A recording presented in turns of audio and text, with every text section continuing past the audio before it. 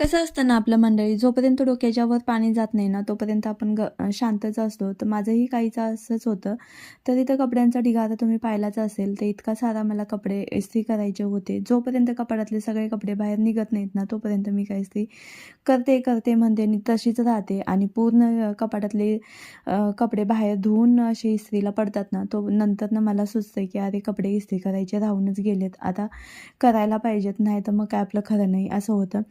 आठवड्यातून 2दा केलं तरी पण आपल्याला तेवढं टेन्शन येत नाही. पण माझाच निष्काळजीपणा म्हणायचं, दुसरं काय. तर चला आता हे कपडे मला सर्व इस्त्री करून घड्या मारून ह्याच्यामध्ये ना कपाटामध्ये अरेंज करून ठेवायचे होते.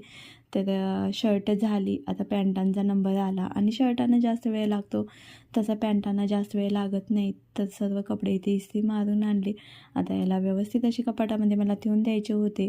तर पॅन्टा हँगरला अशा पद्धतीनं अडकून ठेवते, म्हणजे एक असं काम मिळतं.